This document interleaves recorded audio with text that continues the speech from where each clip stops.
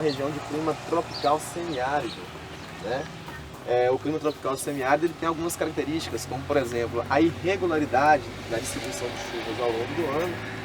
Em termos quantitativos não é um volume considerável, chove aproximadamente 450 milímetros de chuvas aqui por ano, então por isso que dá essa ideia de semi-aridez. E além disso, apesar do volume ser pequeno, há uma distribuição irregular ao longo do ano. Geralmente essas chuvas estão concentradas entre os meses de fevereiro e março, tá? Enquanto que os outros meses a precipitação é menor. Esse fator, né, a baixa precipitação, a escassa precipitação e sua irregularidade, aliado às questões de temperatura elevada, bem como as questões antrópicas, né, contribuem para que partes dos cursos d'água aqui do Nordeste sejam considerados intermitentes. A gente avalia o volume de água do rio de duas formas. Nós temos os cursos d'água que são perenes, são aqueles cursos d'água que não secam nunca, tá? Mesmo no período de estiagem eles mantêm o seu nível. E nós temos os cursos d'água chamados de intermitentes. Os intermitentes são aqueles que no período de estiagem eles vão secar, né? Haverá um rebaixamento do nível do lençol freático. Então, o volume de água superficial não vai ser visto durante o período de estiagem. Então, os rios que nascem, que têm suas nascentes localizadas aqui na região da Caatinga, na região do semiárido do Nordeste, alguns rios têm essa característica de, no período de estiagem, né, período de maior estresse hídrico, né, falta de água, eles secam por total. Inclusive, vocês têm uma ilustre personagem aqui do futebol alagoano, né? Que é a Marta de onde mesmo? Dos Riachos. Dos Riachos. Eu me lembro muito bem que quando ela surgiu para o mundo, né, do futebol, ficou mundialmente conhecida, o Esporte Espetacular veio até aqui em Alagoas, foi até Dois Riachos e falou assim: Marta, né, nos leve até o local onde você começou a jogar bola. Ela levou o pessoal lá do Esporte Espetacular justamente para dentro do canal fluvial, né, do rio, onde ela jogava bola. O rio é um rio intermitente, durante a estiagem ele secava, então eles jogavam, colocavam as traves, armavam as traves dentro do canal fluvial, dentro do leito do rio. Mas se a gente observar o São Francisco, isso não vai acontecer. Mesmo drenando uma região de clima semiárido, mesmo passando por uma região de clima semiárido. Por que será que isso acontece, gente? Por que o São Francisco não seca? Ele rebaixa, mas ele não seca totalmente. Então ele não pode ser considerado um rio intermitente, e sim perene. Por que será? Porque a nascente dele não é aqui no semiárido da Lagoa. Então olha só, aquela ideia da bacia hidrográfica torna-se aqui muito importante. Porque um rio, ele tem vários formadores, né, que são chamados de afluentes. E esses afluentes, no caso da bacia hidrográfica de São Francisco, estão localizados numa região de clima, principalmente tropical, de altitude, tropical típico. Regiões essas onde o volume de precipitação é maior. Então os formadores do São Francisco estão em locais onde a quantidade de chuva é maior. E em função disso, fará com que ele tenha volume suficiente para manter-se durante todo o ano e inclusive passar por uma região de clima semiárido sem que ocorra a intermitência nesse rio. Ou seja, em função do São Francisco ter seus formadores em região de clima mais úmido, faz com que ele seja perene. Combinado? Tranquilo até aqui? Continuando, a bacia de São Francisco, gente, ela tem algumas características peculiares, assim, nós já falamos algumas delas, né? É um rio perene, mesmo passando por uma área de clima semiárido. E além disso, o São Francisco, ele é hoje um dos rios, né? Uma das bacias em que tem um dos maiores problemas socioambientais do Brasil. Como a gente já falou, que alguns rios aqui do Nordeste, da região semiárida do Nordeste, tem a característica de ser intermitente. Qual que é a proposta? A proposta do governo federal, que não é de hoje, é uma proposta antiga, vem desde a época do Brasil Império, seria de perenizar esses rios. Mas as obras já começaram, tá? São 2 canais que tem como proposta retirar a água do São Francisco e bombeá-la até cursos d'água na região do estado de Pernambuco, do Rio Grande do Norte, e da Paraíba e do Ceará, para perenizar, ou seja, tornar perene aqueles rios que são intermitentes. Tá? Já que a gente está falando de uma região semiárida, que é a região mais populosa do mundo, em se tratando de região com clima semiárido. Mais de 13 milhões de pessoas vivem nessa região de clima semiárido. Aí o Thiago vai falar depois da característica do sertanejo. Então essas pessoas às vezes aprenderam a conviver nessa região com essas características específicas. Tá? Mas aí, se tratando da bacia em si, a gente já falou de suas dimensões, é algo extremamente complexo, tá? Porque envolve 7 estados brasileiros, envolve interesses diferentes. Tá? Essa organização política administrativa da bacia, isso vem se organizando principalmente em função da transposição. Então, cada afluente do São Francisco, eles estão criando os chamados comitês de bacias hidrográficas, que tem como principal objetivo regular, por exemplo, o uso da água nessas bacias, já que, por exemplo, a água do São Francisco ela não serve apenas para geração de energia. Então, a gente fala que o São Francisco, não só o São Francisco, como boa parte dos rios brasileiros, tem os chamados usos múltiplos da água.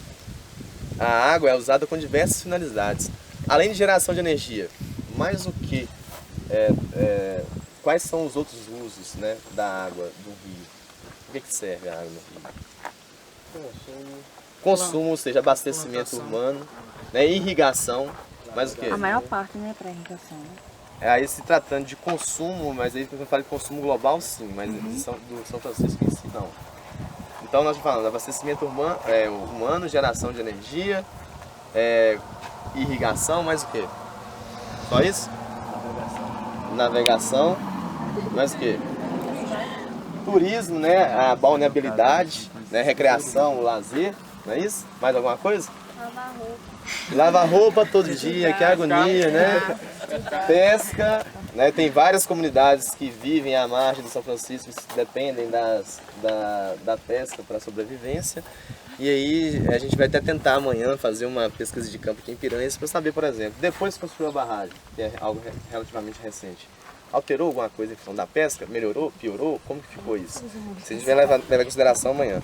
Então olha só, paradoxos socioeconômicos, heterogeneidades... Doutor, Oi. essa barragem é de que ano? Foi feita de que ano? Ah, brother, tem que ver ali, mas é 97 por aí. 97. Assimetrias, desigualdades persistentes ao longo do tempo da bacia. O São Francisco ele drena áreas completamente diferentes, cara.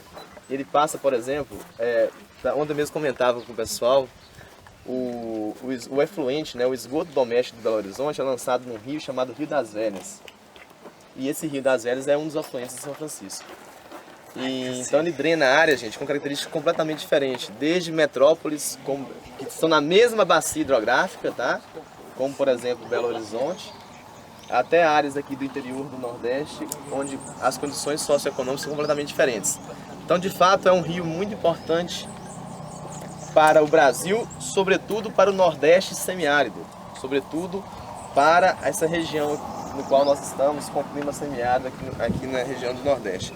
E, obviamente, por ser um rio tão, vamos dizer assim, importante e com diversos usos, né, usos múltiplos, inclusive, haverá, de fato, a degradação da bacia. Entre a degradação, as principais que a gente pode, do ponto de vista ambiental, a gente pode elencar as seguintes. Primeiro, a retirada da mata ciliar no entorno, que o Thiago comentava agora há pouco. Isso não é só do São Francisco. Boa parte dos cursos d'água brasileiros, principalmente, sobretudo nas áreas urbanas, não contam com a mata ciliar. Para que serve mesmo a mata ciliar? Para proteger. Proteger, né? Da mesma forma que os cílios dos nossos olhos protegem contra poeira, contra o cisquinho que cai, por exemplo, né? A mata ciliar também vai proteger o rio, por exemplo, contra os sedimentos que estão sendo erodidos e carreados por curso d'água, fertilizantes e produtos químicos que sejam utilizados em lavouras, por exemplo, né? Que impede que isso vá para dentro do curso d'água de forma geral. Além da retirada da mata ciliar, tem o problema também do esgoto, o efluente doméstico e industrial não tratado. Hoje, um dos principais problemas em se tratando de bacias hidrográficas, não só no Brasil, como em boa parte do mundo subdesenvolvido.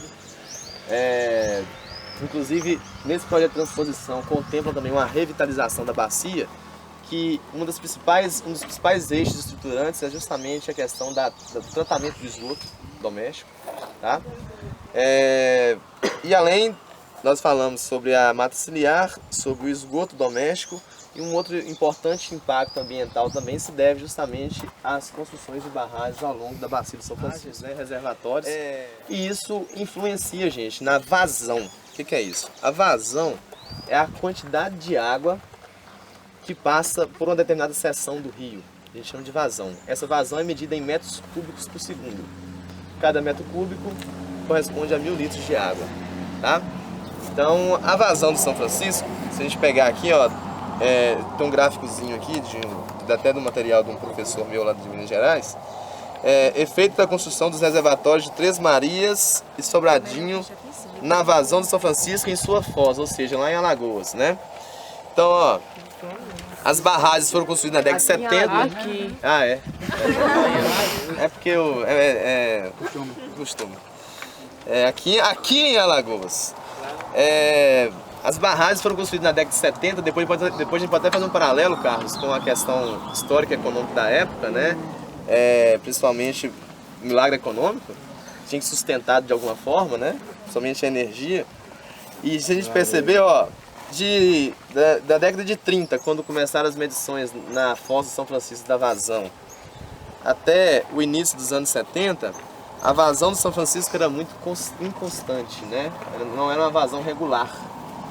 Inclusive há relatos históricos da época do descobrimento ainda, volta de 1502, quando as primeiras embarcações passavam aqui pelo litoral alagoano, próximo à Foz do São Francisco, a gente sabe que a água salgada com a água doce, elas não se misturam imediatamente, demora um tempinho. O São Francisco, a vazão dele era tão considerável que cerca de 5 quilômetros a partir da foz em direção ao interior do oceano, ainda era possível você captar água doce, tá? Superficial, né? E os navios, inclusive, os navios não, mas as caravelas que passavam naquela época, eles se abasteciam com água doce, estando quilômetros mar adentro, tá certo? Isso se devia justamente a essa vazão do São Francisco, que era extremamente inconstante, tá? Por quê? Não tinha nenhum barramento ao longo do curso d'água que iria forçar a sua vazão ou controlar a sua vazão.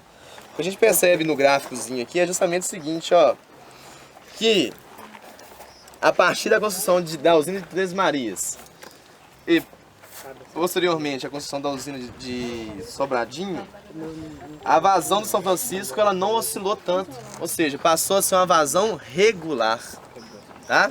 Tem alguns picos um pouco maiores ou menores, principalmente esses maiores aqui se deve, por exemplo, a épocas de chuva, quando o reservatório ele atinge sua cota máxima, a água que está chegando da bacia, por exemplo, chove muito em Minas Gerais na região durante o verão, né?